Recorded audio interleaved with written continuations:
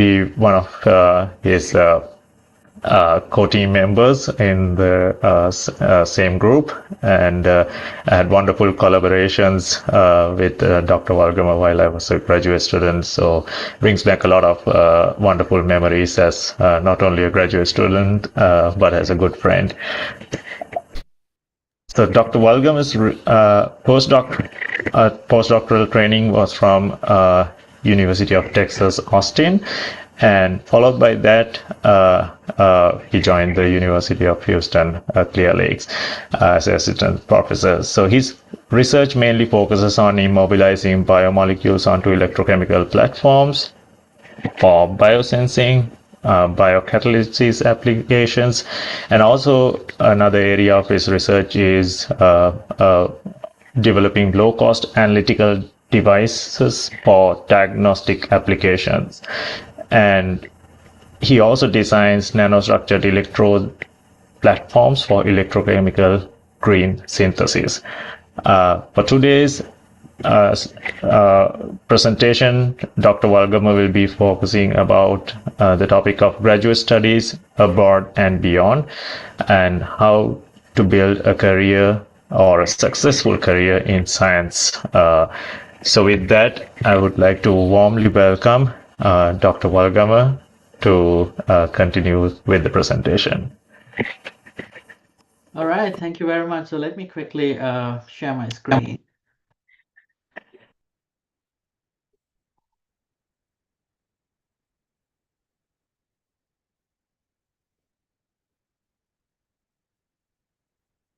Can you all see my screen now? Yes, we can. Okay, wonderful. Okay, so thank you very much again. And as Gan said, so Gan was honestly, Dr. Premratha was one of my lab buddies while in Oklahoma State as a graduate student. So there are a lot of memories, as he said. And so thank you again for inviting me and for this wonderful opportunity to talk to students from Sri Lanka who are interested in pursuing some graduate studies here in US. All right. So in this talk, I want to say, so this is more like a discussion, right? So if you have any questions in between, so feel free to drop into the chat, or if you really want to ask on this was, I'm fine with that as well. So I don't have a script or anything. We just discuss, and I'm just sharing my experience throughout this whole progress. And so today we'll be discussing about what are the opportunities that you guys have to pursue some graduate studies here in US, and also what kind of challenges you have to face and how you can overcome all those challenges, and what are the options that you have available even after graduation to pursue some careers in science field.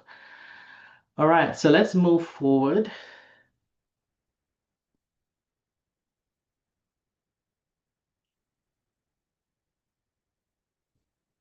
This is all right. So the overview of the presentation. So I'm going to discuss a little bit about why you should study in USA, what kind of opportunities available for you guys, and so then what type of a degree program that you have to select, where like whether I want to go for a master's degree or I want to go for a PhD program. What are the differences? What are the final output out of these two degree programs? And the third part, so we're going to discuss a little bit about the application process, what kind of requirements you have, what kind of, what kind of funding that you have to look into the different universities when you're planning to go in, and also finding some right program fit to your expectations. And also we're going to little bit talk about the life in the graduate school. And as I want to explain, so this kind of like a big decision that you're taking. You decide you're going to spend 5 years of your life for another educational degree.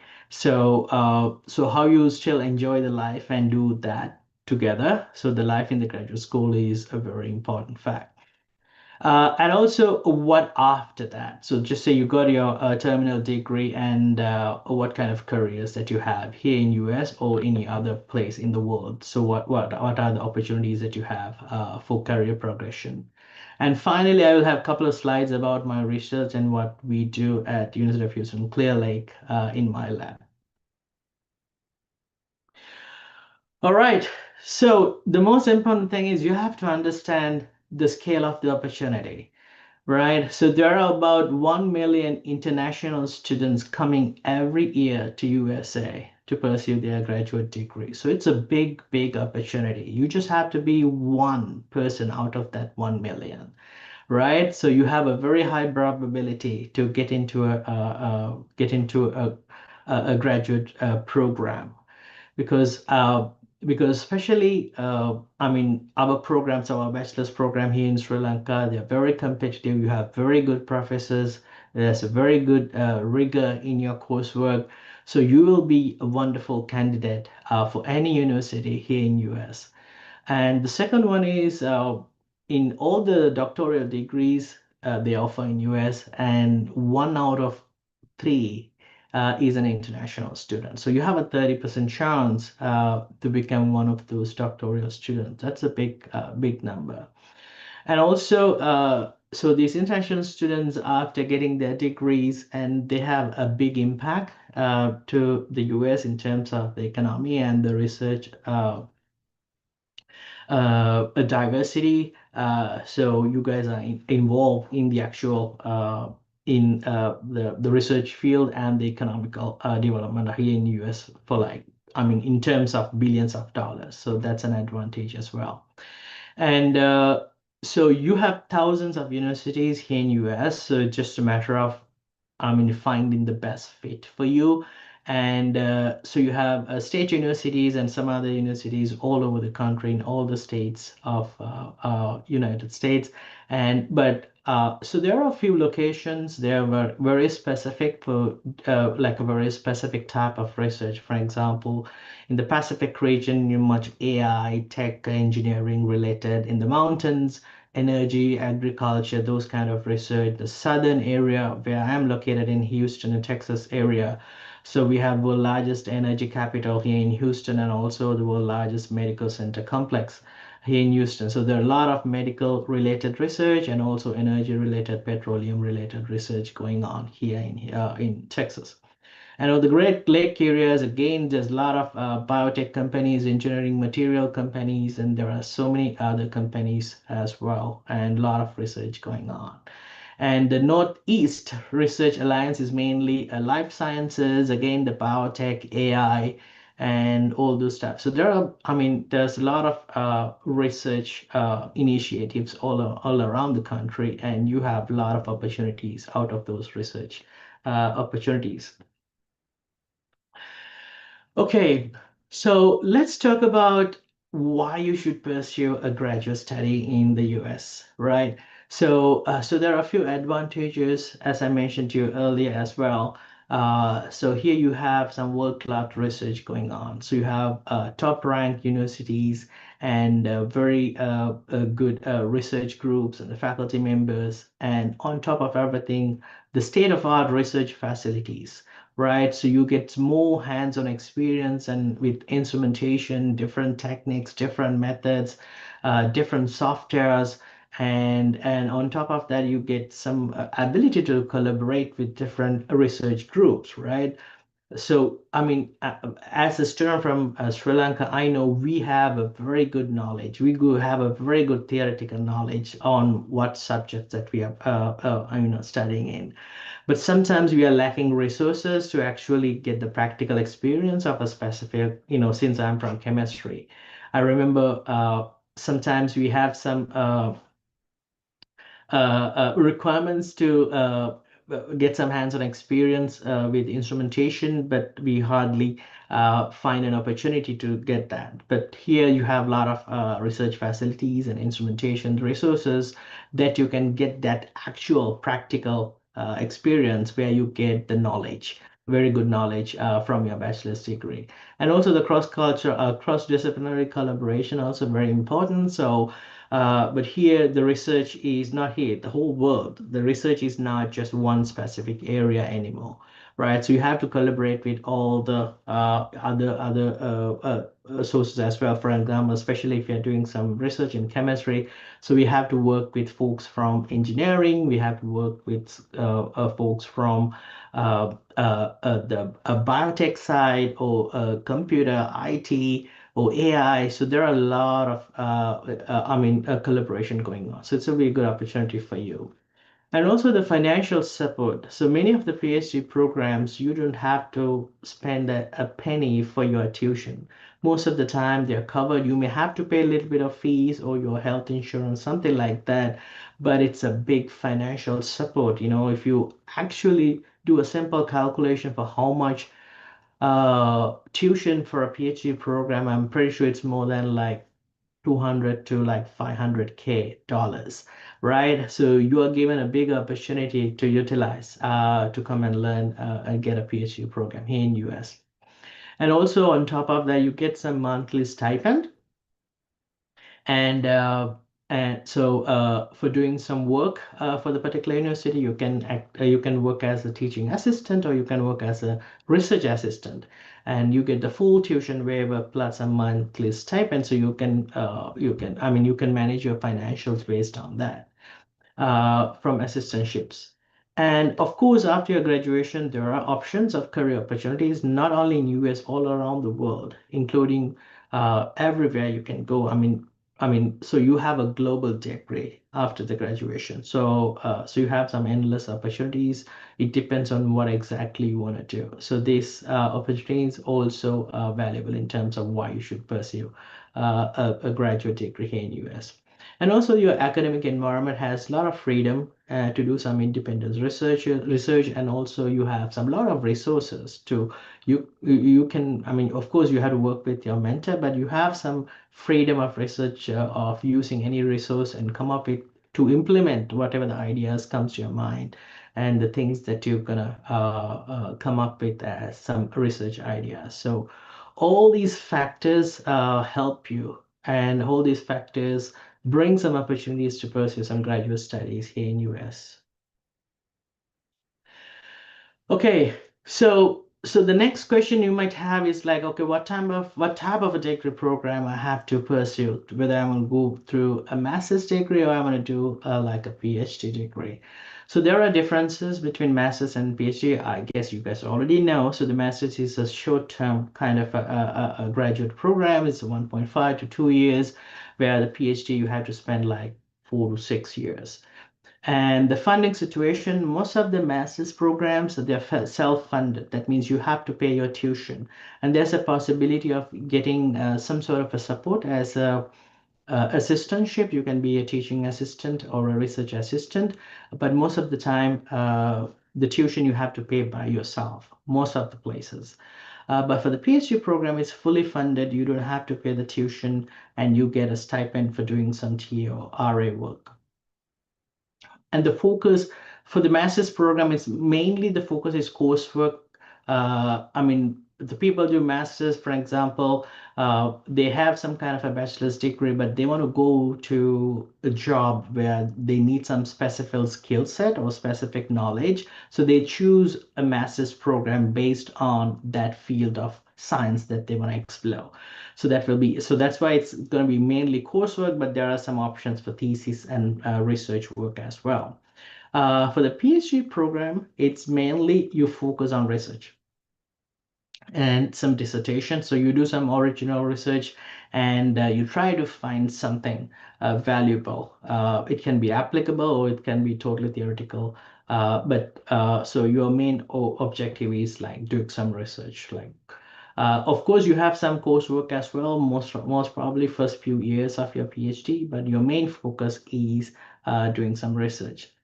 Outcome wise, so most of the time outcome will be for the master's program. So you're kind of module to do a particular job or particular position in the industry most of the time, right? So that's why you specifically choose as master's program. Hey, I want to go petroleum industry. I want to become like a petroleum plant manager, something like that. So you have to learn that specific area of science, even you do have like a chemistry. Just say you have a chemistry bachelor's degree, but I want to specialize with the petroleum sciences. So we're going to do masters in petroleum chemistry or petroleum science, something like that. So it's more focused on what kind of a career that you want to go, or like what kind of a job that you want to do. So it's kind of a little skill boost for you. But the PhD program, so your outcome is mainly research, your productivity in terms of publications and the grants, as well as you have to do some teaching as well, and doing some other leadership roles as well. So I mean, so the PhD program is where you have a very deep intention to do some research and intentions to become a faculty member or like a professor in the future. So those are the two differences that you have in the MS program, the PhD program, if you want to pick one. Are we all good so far? Everybody hear me? Okay? Can I have a thumbs up? You Okay. are loud and Oh, clear. oh, good. Oh, good. Thank you. What are the things that you have to be focus on in the pre-admission state?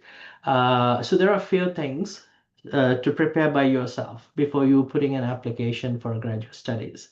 So of course you need to have an academic degree. So you need to have a bachelor's degree.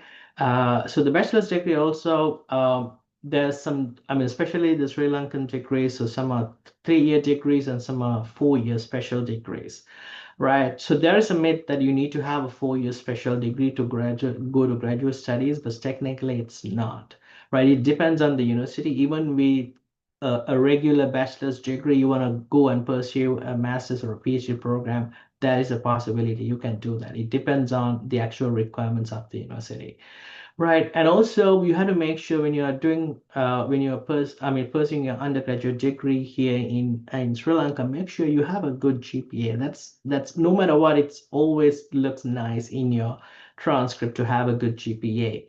But GPA is not a big leading factor, but most of the time there is the minimum GPA requirement for many of the programs. So make sure you focus on getting a good GPA out of your undergraduate degree.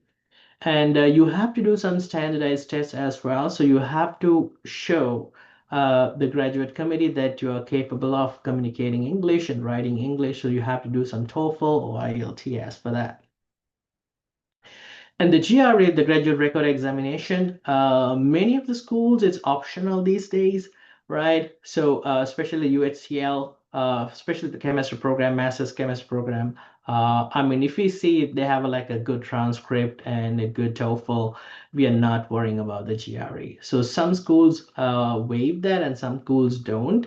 So it depends on what schools that you're applying. And also some people, some students, I remember were doing there are some GRE subject-based tests as well. I think that's kind of a added qualification for you. For example, just you are applying for an extremely competitive program, right? Because you have a very good profile from your undergrad and you're applying for a very competitive, a big university program. So then to have a subject GRE with a good score will stand you in a up position in the other with the other application. So it's total depends on what kind of a program that you're applying in. And application documents, so SOP, your statement of purpose is a very important document. So many students neglect that document, especially with the big places like big universities. They're looking for your own intentions. What exactly you want to do? Why you are applying here? What is your big dream? What you want to do in life? So all these factors matter. So having a nice statement of purpose is a key for the application packet. Of course, you need to have 3 recommendation letters or 2 to 3 recommendation letters along with your CV or resume. And I'm pretty sure that your professors write them for you.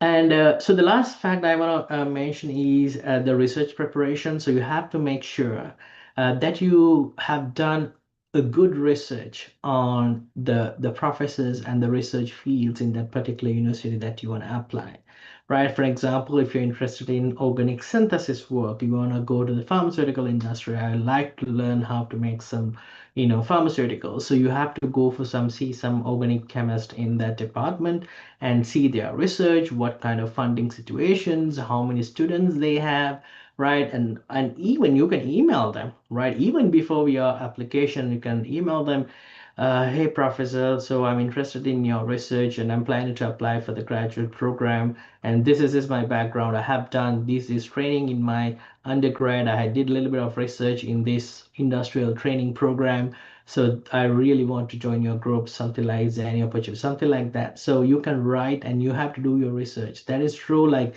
so when you're applying for a graduate degree, yes, I mean the committee screen you, as well as you also have to screen the professor that you want to join, right? Especially in terms of PhD programs. Okay, so I'm going to talk a little bit about the 3-year versus 4-year special degree program. As I mentioned to you, I mean, many of the universities, they don't have a duration requirement of the bachelor's degree or 4-year or 3-year. If it is not specifically mentioned 4-year degree, so that means they just need a bachelor's degree. But in many bachelor's degree here in US, there's a 120 credit hour requirement, right? In your, just say you have a regular degree, you haven't done any special degree. For the folks who done special degree, there's no problem. You're in, no problem. But for the folks who want to still pursue some graduate studies with a general degree, you can see how many credit hours that you have completed, right? If they specifically ask for 120, you may have to fulfill a little bit. So there's some options. You can do like a 1-year honors postgraduate diploma or something like that and complete a master's degree before you come to the PhD, and or simply apply the universities that they are happy with the 3-year degree programs and there is no requirement for 120 credit hours. And the other option is like you can use WES platform to actually evaluate your degree program. And the thing is, like many of the graduate programs all over the US, they know the Sri Lankan education system, especially the higher education system, college level education system is perfect, right? So they have a very good idea, the rigor that we have, and I mean, the quality of our students and their knowledge and everything. So they have a very good understanding. So I don't think that 3-year versus 4-year degree is not a big deal. Okay, so then how to find the best program for you, right? So there are a few factors you have to consider. So there are some program factors, financial factors, and personal factors. So the program factors means like, so you have to do your own research, like what kind of field of research that I want to join.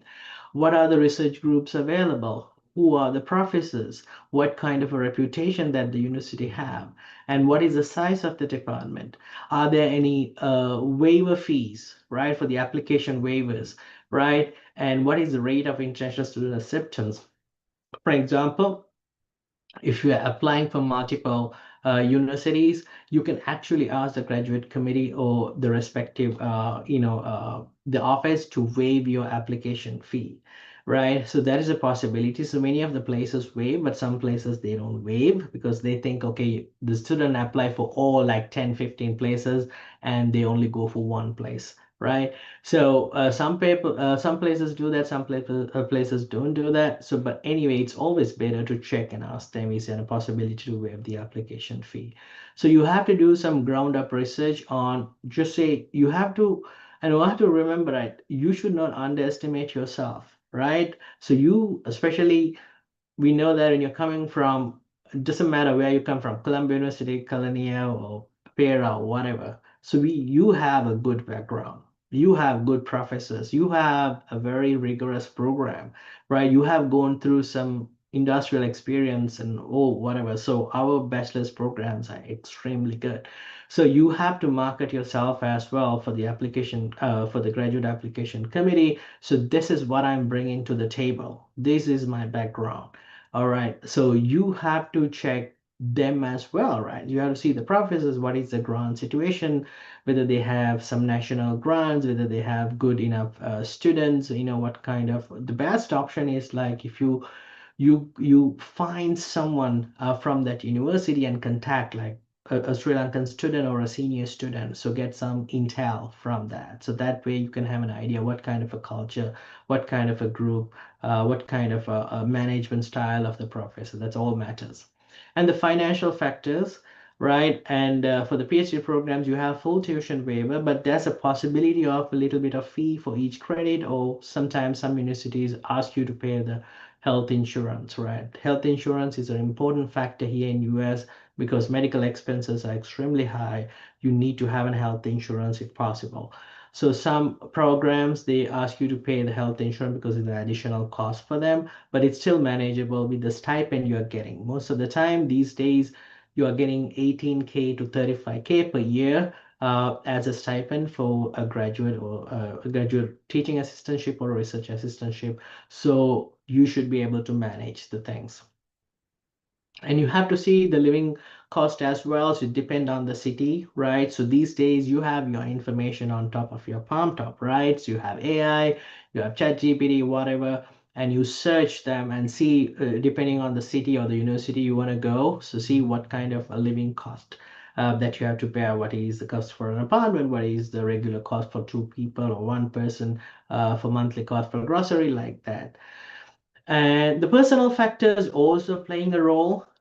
So location and climate preferences very important. Just say you get a very good deal from a Canadian university, top ranked university, but 10 months out of 12 is -20, right? You really want to do that. So you have to see those factors as well, right? And also sometimes it's always better to have little proximity to Sri Lankan community. So you have like few friends around and so you can talk to them. So you not feel like you're alone in a different country. And also if you're bringing your spouse, you have to understand there's a special visa process for the spouse as well. You have to get an F2 visa and to take your family or a spouse or any other family member. Especially if you're going whole as a whole family, you have to see the financial factors as well as for the childcare, right? So if both of them going to school, so you have to consider all those factors as well. So on top of everything, so you have to align all your long-term career goal, what you want to do, what field you want to pursue your graduate studies, and what is your end expectation. All right, what careers you want to pursue. That decides every factor that you want to consider before you're fitting a program. Okay, so I think many of you already know. So if you're going as a student to US, you need to have a visa, F1 student visa. And few important consideration in terms of visa, you have to make sure, just say normally when you get accepted, you get a document called I-20. So the I-20 will tells you the expenses you have to do and any money, any expenses that you have to bring or you have to show in your bank account if there is any difference, and all those information will be there in the I-20. So getting an I-20 is not I mean, it doesn't mean that, oh, you're ready to go. No, you have to get the valid visa to enter to the US. So make sure you apply for the visa for the embassy in Colombo and pay all the charges for the service. So there are different documentation system called service handling by the US about all the students. You have to pay a fee for that. And also you have to be on top of all the timings, right? So there can be some processing times, can be some lag for getting an appointment for the visa, because you have to maintain all this timing and make sure you do everything in advance, right? To have like, you also have to keep a little time, right? If something went the other way, so what are the plan B's and plan C's that you're gonna have? So you have to be really careful on getting all this immigration work. I'm not a special person. I mean, I'm not an expert in immigration stuff, but you can get all this information available if you search on the website or if you talk to an immigration lawyer. And especially even after getting F1, there are some options of you can work a little bit here in US using a special visa status called OPT, optional practical training. And even beyond that, you can apply for the green card based on your credentials. So there are different ways that you can maintain your legitimate presence in US as a graduate student, as well as after the graduation as an employee.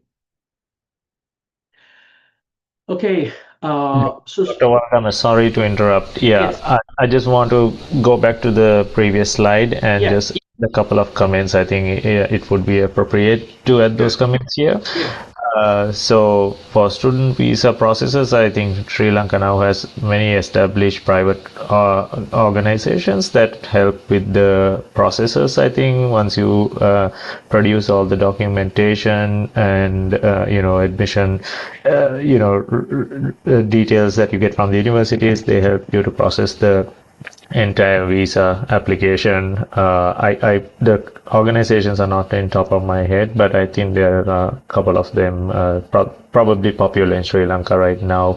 And the other point I wanted to add was here for the important considerations about how to retain yourself. Another option is the J1 visa process, where many academic institutions, and government institutions, research institutions, they will offer for you to be research fellows or postdoctoral fellows, and probably pave your path to obtaining a permanent residency. yeah. So those are good points. You know, if you want to work at come as like an actual employee to the US, there's a J1 visa option as well.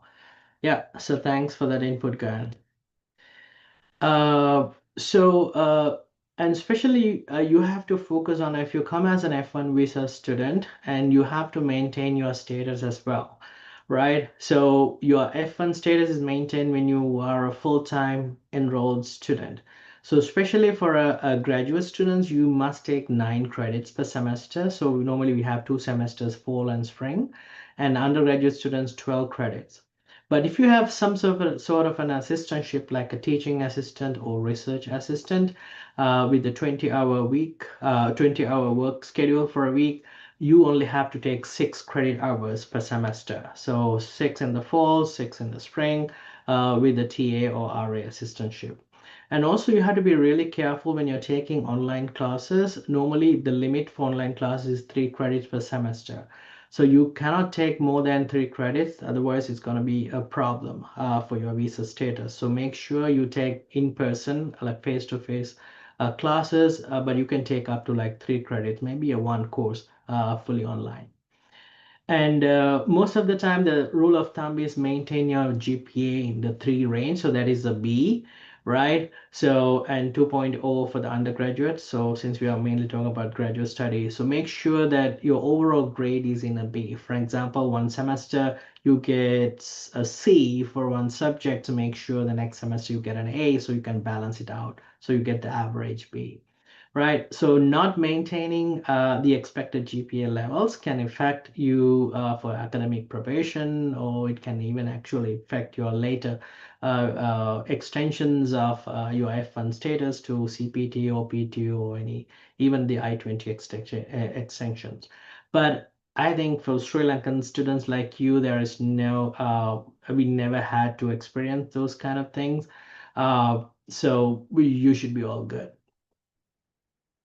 And the summer, so the summer after the first year, normally all the summers generally, typically it's counted as vacation time for you.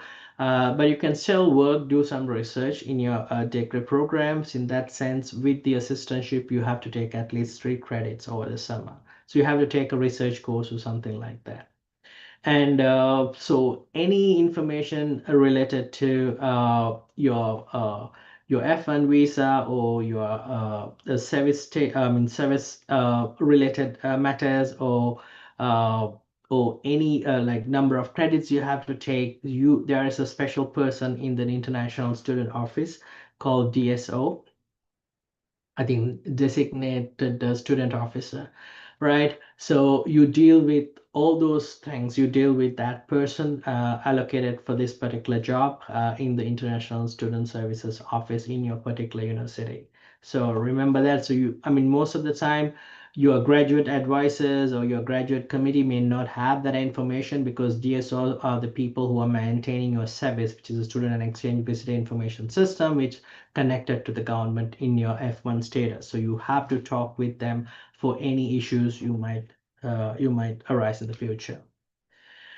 All right, so once you have all of those, so you start your journey to the summit in your PhD program, right? So it's not an easy journey, and also it's not a hard journey as well. So it's the way that how you balance it, right? So the life in grad school with the timeline, right? So if I divide it into 5 years, so the first year, so you mainly focus on the coursework and labs. Sometimes some universities have some placement tests, so they want to evaluate yourself, like what level of a graduate student you are, right? So you may have to do some couple of placement tests, and you will take like mainly core courses that you have to take. So it's more study time for the first year. So make sure, right? So you perform well in these core graduate courses, so that way you can finish off all your coursework in early years. And also, there's a possibility of do some lab rotation. So normally just say that you have an idea about the department and the professors, and you know what area of research you want to do. For example, again, so let's say you want to do some organic synthesis, and you have to check with all the professors who are doing some organic synthesis in the university or the department, right? So you can do some lab operations. Maybe you work for like 2 to 3 months in each lab and try to understand the lab culture, the management style of the professor, the expectations, and all those stuff. You can have an idea. Then end of the first year or the end of the first semester, you can decide what lab you're going to join. So there are those kind of opportunities also available. And of course you will get some if you have to do some teaching assistantships, you will get some training for that, and it's very important. You might have work as a temporary lecturer or like a teaching assistant just after your undergraduate degree in your university. But here the teaching is slightly different. I'm not talking about the your teaching style or the way that you teach or the content you're teaching, but there are some certain set of norms that we have to follow teaching here in US, right? How you communicate with the students, how you talk to a student, right? So how you teach and all these there are a few things you have to be trained on. So that training will be provided to you in the first year. And the second year, again, you will be completing some coursework, but end of the second year, you will be having some qualifying exams. So the qualifying exams is kind of a testing whether you are good for a PhD candidate. So it's a candidacy exam. So most of the time it can be a test, or it can be a presentation, or it can be a project proposal you have to write, depends on the university, right? So this is where you qualify as a PhD candidate. So make sure, right? So for example, it's a very rare situation that, a student not qualifying for the PhD, especially from the background of Sri Lanka, I mean, from Sri Lankan students. I never heard about a Sri Lankan student like that. So that's mainly because you're not performing well, your grades are extremely low, and they think like you're not capable of pursuing the PhD degree, right? So make sure that's why you have to show your colors in the first couple of years and do your work, get some good grades for the courses. They are not hard courses, right? So you're coming from I mean, including me, I know like we have very hard exams right here in Sri Lanka, but in US I would say so more than the evaluation, so we much concerned about your logical thinking rather than the theoretical. Yes, your theoretical knowledge is important, but if you're given a new set of problem, new set of conditions, can you use that knowledge to process that? So the exams are relatively, I mean, you can definitely get some good grades if they are not hard exams. So definitely you can qualify. The year 3 and year 4, and it's mainly you start your research, you deeply involve with your research, and especially writing, right? And also you present your work. So you see some opportunities to make some network as well. Now you go and present your work in the conferences. You deliver some talks and meet some new people, new professors, and new groups, do some collaboration work. So this is where you build your network, which is very important, right? Because the person or a professor that you meet in a conference can be your postdoc advisor, your next job boss, right? So that's why this networking is very much important. So whenever the opportunity is available, please talk with your research advisor. Hey, I would like to, if I have funding, I would like to go and present in this conference. And this is a very nice conference. There's a lot of people, there's a lot of professional development activities going on like that. So the 5th year, so it's almost finishing up your stuff. You'll finish your research work, focus on the dissertation, focus on your finalizing your publications, right? And get ready to do your defense. So this is the normal lifetime of a PhD students in in the 5 years. So you have to make sure you fulfill all the requirements in these 5 years. All right. So it's not always a smooth ride, right? So there are some common challenges that every PhD student, most PhD students have to go through, right? So the imposter syndrome. So you feel like, oh, you're not belongs here. So I'm alone. I don't have my parents. I don't have my friends. So what I'm doing here, that's a common feeling. The most important thing is you focus on your main idea, main objective, why you came here, right? So that's to getting the graduate degree. So you build everything based on that.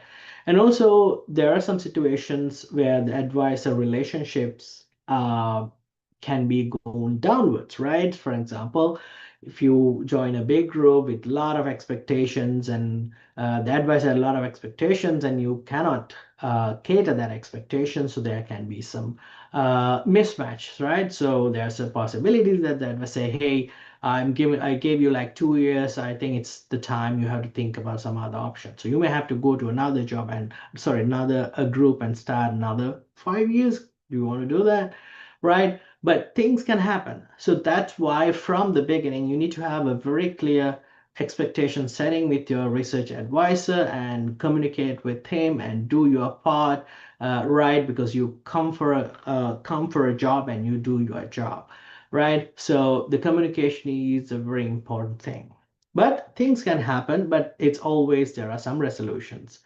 So the work-life balance is also important, right? So you come to a PhD, you spend your 5 years. It doesn't mean that 24/7 you have to be in the lab, do the work, do the studies. No, you have to enjoy your life as well. So make sure you have some close friends and you have things to do, right? You have a good community, most probably some community from Sri Lanka, and you enjoy your life as well. And there's a possibility of research setbacks as well. So not every research is going towards the upwards, right? So there can be some negative results, or your experiment is not working, or the path that you're pursuing is not the right path. So that, I mean, you're not getting the positive results all the time. It depends on the field, it depends on the research you do, right? So, but that is normal. That is normal.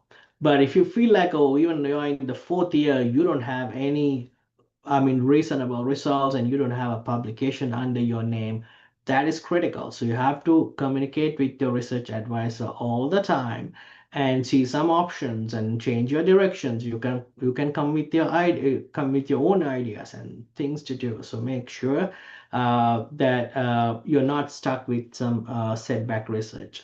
And the cultural adjustments are in the sense like, of course, you are living away from the home and you virtually see your parents and friends, but try to connect with some international community as well. So make some new friends, there will be, in the international community, there will be some students from different other countries and involved with them and involved with different activities, cultural activities or whatever, right? So that way you don't feel like alone. And the financial reality you have to understand, right? So you're not doing a big job, so you're getting a stipend, so you have to manage that cost and plan ahead, like what kind of an apartment I want to stay with. I'm gonna stay with the graduate student housing, or I'm gonna look for some outside housing. What are their prices these days? You have options to search everything and get your best option, right? And what are the expenses I'm gonna do, right? So how much I'm gonna spend for the grocery for a week, for a month. So that budgeting, personal budgeting is a key. All right. So yes, of course, you came for the PhD, you came for a master's, whatever the program, graduate program, you have to perform well. But that doesn't mean that you can forget your social life. Yes, of course. So enjoy your time, enjoy your social life, but keep the focus. That's the most important thing. If you like sports, play sports, right? So if you like to spend time with your family and your family is here, do that, right? If you have your kids, enjoy some time, have some good quality time with your parents. Oh, sorry, with your kids and your family. And I mean, if you like to play music, play music. If you like to dance, dance. If you want to explore, it's a very important thing. You're in a big country where you have like many states with different geographical regions. Explore US, go some road trips, So we have a lot of stories to tell with the Guyana. And for example, Guyana is a good cricket player. So we had cricket matches over at Oklahoma State, and also he's a dancer. So we had some lot of cultural events. Even I dance myself, but I'm not a good dancer like Gan. But we did a lot of other stuff as well, and also we explore. Went on some road trips and all the stuff. So enjoy your life as well. So you must balance both your educational life as well as your regular social life as well. Okay, so just say you did everything right, got a good GPA, good research and some output, and so now you want to ready yourself to sell yourself to the job market, right? So make sure during that 5 years of time you become your own personal brand, right? You should have some unique features, some competitive advantages over everybody in the field, right? So you know that. So there are thousands of other PhDs also coming to the market, right? So make sure you maintain a healthy GPA and you have a couple of good publications under your name, and you learn on how to do some academic communication, especially go and present in conferences, meet people, talk, write papers, and especially your hands-on skills, what instrumentation that you can use, what methods you learn, what software you learn, right? So all these stuff matters to make your profile selling easily. And also the leadership and the teamwork also very important thing, right? So yes, you are a scientist, but you have some other managerial leadership and teamwork skills as well. So get involved with other there can be some different types of student organizations, or university organizations, or any other organizations that you can work with, as I mean, giving some leadership, and that helps you. And on top of everything, the networking and the PR is very important. The network that you create while you're doing some presentations, participating in conferences. So that network that you're building is very important. Get to know big groups, get to go and talk to those professors and tell them what you are doing, or what kind of field that you're interested in, what your plans after the graduation. So that network is very important. And also you need to have some basic managerial skills as well. So while you're in the lab, become your own lab manager. So learn how to make a SOP, standard operating protocol. Learn how to manage undergraduates working under you, right? So learn how to generate an inventory management system for your lab. So impress your PhD advisor and show them that you are a good manager as well. So get all these skills. So that's all our value added things for your personal branding, to brand yourself, to go for the next big thing. And these days, of course, you need to have a good knowledge on generative AI or the agentic AI as well. So in research, there are a lot of advantages. I mean, finding research articles, you can how to write a good prompt to find a very specific article, right? And how to do some coding using AI for your research, data analysis. All those are very important things. Okay, so once you have your brand, now we have to sell it, right? So this is where the downhill begins. So all the hard work has paid off. Now you are going to the job market to find a job. But then, even though this is a downhill, you can say even in this picture from behind, there's a big flock of ice coming behind you as well. So that means you still have a big responsibility. So you have a terminal degree, just so you have a PhD, you have a terminal degree, and that comes with a lot of responsibility, right? Because you do research, you are a scientist, and your work impact the whole society, right? So that comes with the big responsibility as well. So what are the career paths that you have after the graduation? So there are major branches will be the academia, industry, or you go to like a government or a national lab.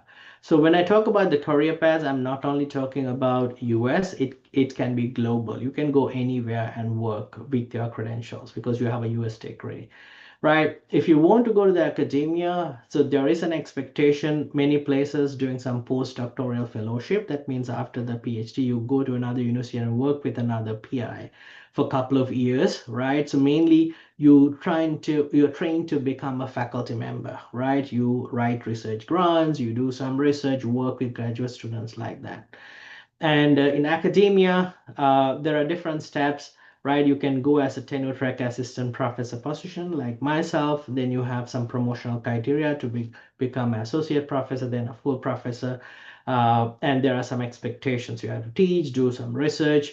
And even the scale of the research depends on the institution, right? There's a heavy research institutes, a heavy teaching institutes, and moderate research institutes. So for example, University of Houston Clear Lakes, we are preliminary undergraduate and more teaching type institution, but we have some moderate research expectations as well, right? So it depends on what kind of an academic position that you want to go. And industry, you can be an R&D scientist or engineer or analyst, or there are many positions, application specialist, right? So relatively higher salary scales for the industrial jobs, and you can get a faster career advancement. So there are a lot of opportunities, pharmaceutical, biotech, IT, engineering, right? And so you'll be doing in industrial settings, you'll be more R&D and you're doing with the product or service related research. And there are some opportunities if you want to go and do kind of blend of both. You can find a national lab like NIH or FDA, regulatory agencies like FDA, EPA, those kind of institution. I'm talking about US here. And so they also have some positions for the people with PhDs to lead some different groups. So these are the main opportunities that you have. And if I do a simple comparison, academia versus industry, so by salary wise, academia, moderate salary, but you have more freedom. And the industry, you get high salary, but it based on performance level. And the security wise, like maybe you go job today, tomorrow, they said like, no, we're gonna drop you, right? So the job security has some issues, are not issues, I would say. Job security is not that great, but academia, you have like a clear path and something called tenure. So if you have done the required stuff after certain years of your job, you get promoted. So but it's finally, and I mean, if you take the academia, it's more towards like getting grants, doing publications, do some student training and teaching. And the industry, you more focus on the products, the solutions, and the services, right? So it totally depends on what exactly you want to do, right? So it's based on your overall goals and what kind of a field that you want to go. But options are there. But no matter what, whatever the skill set that I mentioned to you before should be important for all these fields. It doesn't matter whether academia or industry. Maybe in industry in much higher scale, right? They specifically ask Do you have experience on this particular instrument, this particular software? How long you have been using it, like that. So very specific expectations are there. All right. Uh, Gayan, how many minutes we have? I'm almost done with the first part. Uh, Uh, we are right about the time, but since we started a few minutes late, you can take the advantage of that. So, okay. yeah, all Okay. right. Okay. Good. So the first part of the presentation, I would say the key takeaways. So you have to understand the US PhD programs are typically fully funded. So you have that financial assistance and financial benefit that you want to come and pursue a PhD degree. And when you're applying, personal statement is a very important document. You have to focus more on that document and write the exact intentions of what you have on pursuing graduate studies here in US. So especially if you're applying for like highly competitive institutions, universities, you need to have a very strong personal statement. Um, and the PhD training can be challenging, right? But you have to focus more on your professional growth and what kind of expectation that you have in the future and what will bring to you after the graduation, which is the most important part. So you have to be focused on what you came for and do whatever the required expectations from the degree program and complete it. And and after the graduation, there are a couple of major opportunities from academia or the industry, and you can decide what path that you want to choose. And always think that your background as an undergraduate student, you have a very good strength and you have a very good possibility to become a graduate student here in US, because many graduate students are all, I would say almost everybody is successfully completed their graduate programs and in successful careers right now. So even many of the graduate committees and the faculty members in graduate committees, I mean, they know about the caliber of the Sri Lankan students and the level that they have. So you have a very good opportunity if you want to apply for graduate degrees here in US. All right, so from that, so I'm going to switch the gears to talk a little bit about my research, what we do in our lab. And so by training, I'm an electrochemist. So my PhD training is coming from University of Oklahoma, Oklahoma State University, from Dr. Sandagoman Krishnan's lab. Both myself and Gayan was in the same lab. We were like lab buddies. So I continue my passion on electrochemistry here in UHCL as well. So in our group, we are mainly focused on electrochemical biosensor platforms, especially for diagnostic applications, right? So we basically make some platforms for the detection of, it can be a cancer biomarker or it can be a chemical marker. So we're interested in like modifying those electrode surfaces with the biomaterials for sensing. And also we're interested in using thin film electrocatalytic processes as well. So how to use uh, enzyme-rich films like human liver microsomes to do some drug metabolic reactions. And also we are investigating these days new type of films like human S9 fractions or human lung microsomes. So the microsomes are like ER fractions of the homogenates we collect from the donors of liver. So they have very nice enzymes, liver enzymes that can do some drug metabolic reactions. So mainly this is as a drug screening platform. And also our third area of research is we are mainly interested in doing some electrochemical synthesis.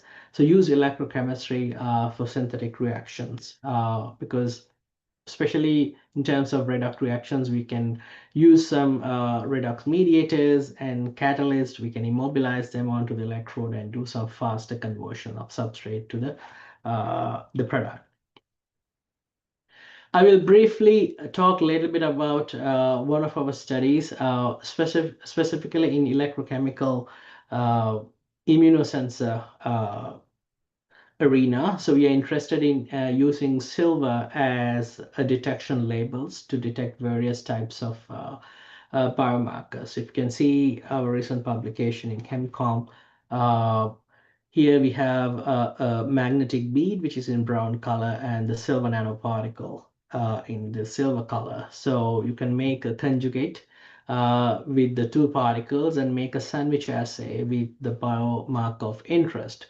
So the idea is we capture the biomarker of interest using these two antibodies and make this whole complex, and we take the whole complex towards the electrode, like given in this figure, right? Because these are magnetic beads. If you apply a magnet, you can get it to the actual working electrode surface, and we oxidize the silver.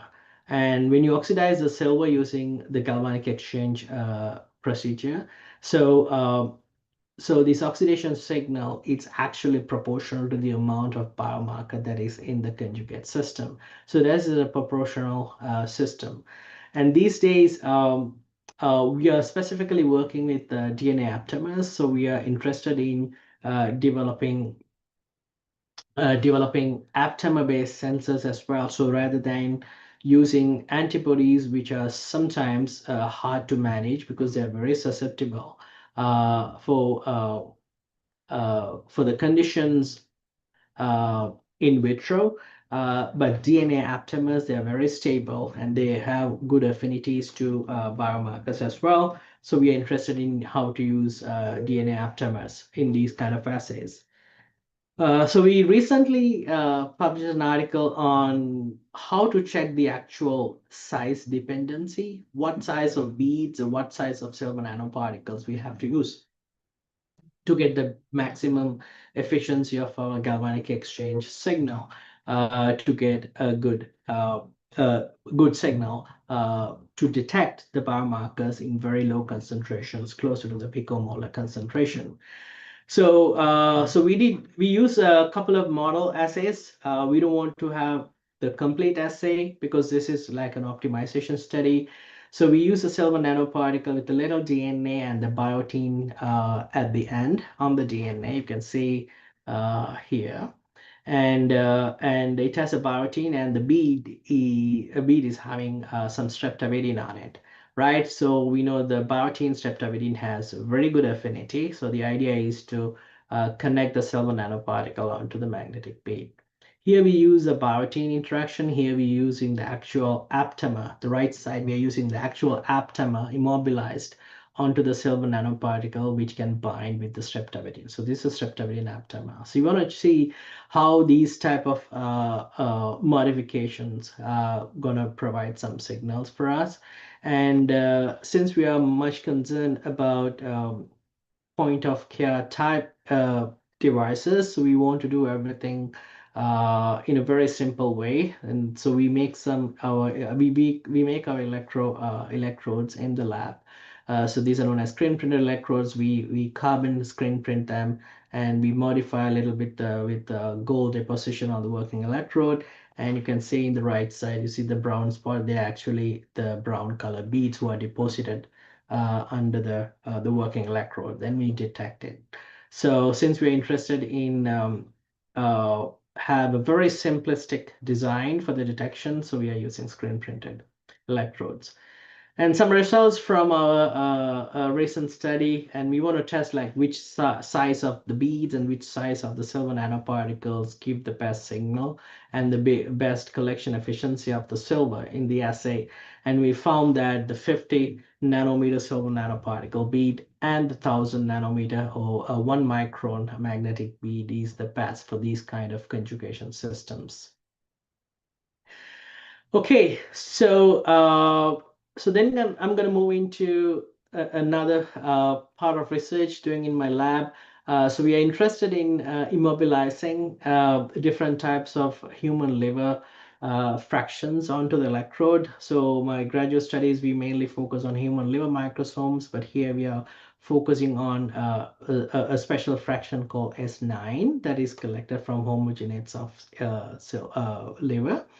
And also we are interested in these days getting some lung microsomes as well, because we want to test, we want to see whether there's a possibility of detecting the conversion of drugs into products using the lung microsomes, and whether we can get some kind of an indication of any conditions on the lung of the patient. So so you can see I'm not going for details. So what we usually do is like we get the liver homogenates from the vendors, we directly put it on the electrode, then we do the electrochemistry on a little cell like this. And if you see a cyclic voltammogram like this, so that's an indication of your enzymes in the film, like cytochrome P450, they're communicating with the electrode. That means it's a good sign, they're active. Right, so then what you can do is you can add some oxygen to the mixture and see whether they have some sort of oxygen reduction capability. So that means they are catalytically active as well. So to confirm that they can convert the drugs into metabolites, so we can add a substrate drug. In this case, we have added something called diclofenac, and they convert into products. You can measure you can measure them, you separate and measure them using HPLC, high performance liquid chromatography, and mass spectrometry, so that way you can actually get the molar masses of the reactant and the product. So that confirms the film on the electrode converted the substrate into product. So that's one type of research we do in our lab. And the other path that we follow is we're interested in electrochemical synthesis. So so these days we are modifying, especially carbon nanostructure electrodes. Especially we use graphene, and we use carbon nanotubes to make some electrodes and modify them with different types of modifications. We try to modify them directly with the catalyst, and we covalently link the catalyst onto the electrode and try to do some model reactions. So here in this case, we do some alcohol oxidation. And so we're interested in analyzing the kinetics, the mechanisms, and the catalytic processes, and also detect some products using NMR, GCMS, and HPLC to confirm our yields and the whole electrosynthesis process. Okay, so that's pretty much it related to my research, and I have to mention that all the students and the support behind that research. So since we are mainly a master's institution, so we don't have a PhD program, but we have very talented undergraduate students and the master's students who are doing research with me. And there are some pictures here. So mainly the research support is coming from University of Houston Clear Lake, the College of Science and Engineering, as some starters initial support to do research, and also there's a big support from the Wealth Foundation. We have some departmental grants and some additional instrumental grant from Wealth Foundation. And also we have some very good programs from other faculty members. They're funded with NSF, and the US Department of Education supports some research experience for our students. So they're paying some stipend for the students to do some research in any faculty member in the university. So yeah, so we are active on research, and there are a lot of students, undergraduates and graduate students working in my lab as well. All right, so from that, my last slide, just want to talk a little bit about the opportunities that we have in UHCL as well. Of course, so we have bachelor's programs as well. If anybody interested, you know, maybe your sisters, brothers, right, they want to pursue a bachelor's degree here in US. Yes, we do have a chemistry BA program and chemistry BS program, and of course, we have a master's degree program, including some thesis research. So we have a lot of facilities in terms of research facilities. Like we have a lot of equipments in the department to pursue some, especially so So we are in Houston, and there's a lot of petroleum related industries. So we give a lot of hands-on experience for our chemistry students to get some experience on all these equipments. And also we are a ACS, American Chemical Society certified program. All right, so from that, I will let you ask some questions if you have any. And thank you very much for the opportunity for CUFSAA as well as Dr. Prem Ratna and everybody from Columbia University for inviting me. Wow, what a powerful presentation, Dr. Walgama. Thank you so much. It was really informative, and I was imagining myself like if I could turn back time and go back, maybe 7 to 8 years back, and a professor presenting this information would have been really vital. So once again, we are really grateful you took this opportunity and time away from your schedule to present this wonderful talk today. So for the interest of time, I will move forward for the Q&A session, and we have one question in the chat. We have this question. I believe it should be from one of your slides. A student asks, what is 1 year honors mean, and in Sri Lanka are those available? So that is something actually you have to check with your program. So there are some like short programs, even there are some truncated master's degrees as well. So I don't have some specific information about that. So you have to, talk with your yeah, I mean, depends on the university you're coming from. So talk with your professors and see some options. Hey, I want to cover a few credit hours for applying for this position, for this graduate application. What are the opportunities that I can? What are the like short diplomas? I mean, it doesn't have to be like a formal degree, like a master's. It can be like a small diploma that you have to cover a couple of credits, and you should be all good. And even before doing that, you can actually do an evaluation with your degree program. If they don't specifically mention you need to have like 4 year degree or 120 credits, you don't have to worry. They just ask like a bachelor's degree in science, you are good to go. All right, wonderful. Um, Looking at the chat and the YouTube comments, I do not see any further questions. Does anyone would like to come, unmute and ask any questions directly from Dr. Walgama?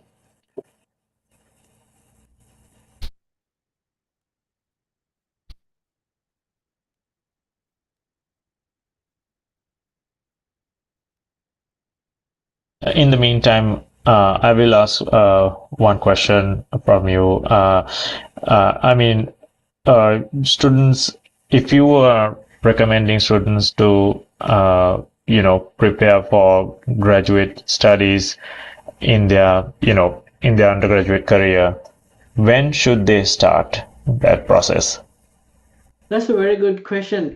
I think they should start from the very first day they start their bachelor's degree. So they need to have like a very good plan in terms of because most of the time what we're lacking from the students is the actual hands-on experience, right? So they are very knowledgeable, they have very good grades, they have very good GPA, no problem. But if you're given a simple project, right, sometimes they're stuck. So make sure, I mean, within your department, within your program, just say you have your third year research project or industrial training. So you just have to use a one instrument in the department, but just don't stick with that instrument. Just try to touch other instruments as well. So what other I mean, talk about your other friends who are doing a different project with a different instrument. So that way you have some sort of experience, hands-on experience. And the other thing is like your professional development part as well. So I remember when I was in my undergrad, I served to an organization called ISAC, and so that helps me a lot. So in terms of my professional development, I think the Colombo campus, Kelaniya, even in Japura, I think you have all kind of those kind of international organizations as well.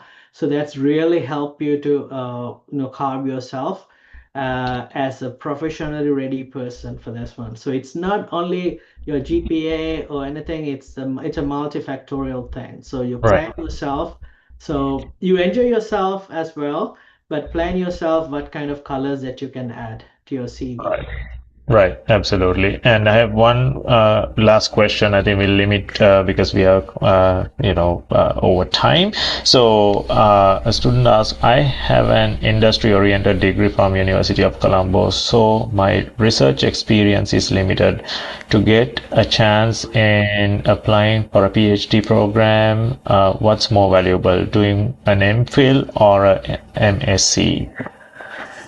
So that's a very good question. So I would say first thing is like first you have to check whether you really want to go for a MPhil or a master's and see whether you have some opportunities with whatever the current degree that you have, right? And also it depends on what kind of a university that you want to apply, right? So whether you want to go for another master's or whether you want to go for a PhD program. So I would check.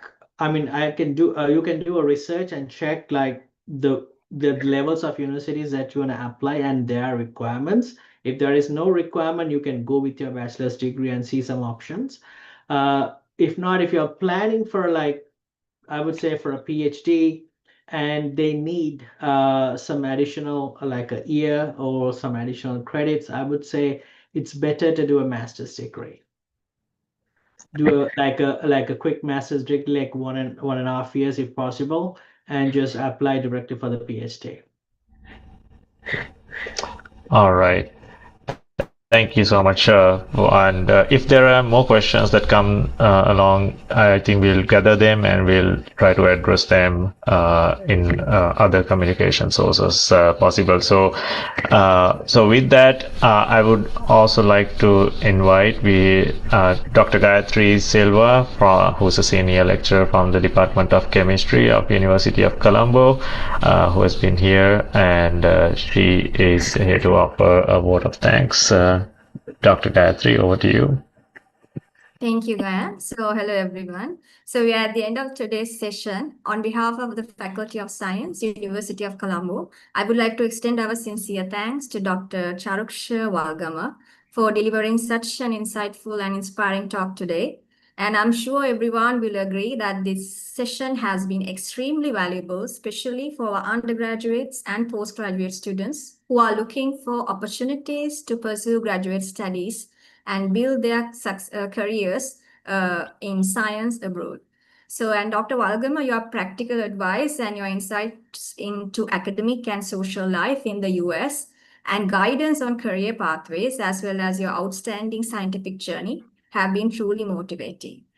Finally, I would like to express our sincere appreciation to CUFSAA for organizing this distinguished speaker series and providing us with opportunities to learn from such distinguished speakers like Dr. Walgama. And thank you everyone for joining today, and have a great night and good morning. Thank you very much. Thank you very much, Dr. Gayatri. We appreciate you for coming in.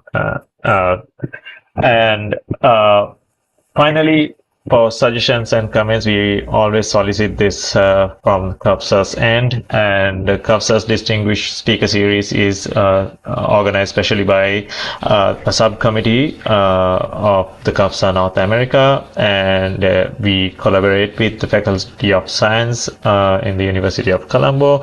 And as a special note here is we have some faculty members from University of Kelaniya, where Dr. Walgama graduated from, also attending, and perhaps some undergraduate students as well. and truly opening up opportunities for further collaboration.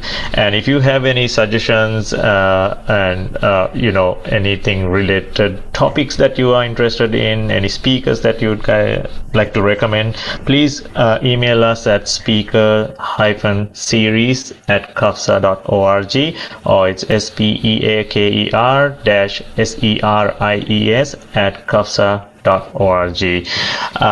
And with that, I'd like to thank again Dr. Walgama and all the participants from Sri Lanka and the United States who joined this talk.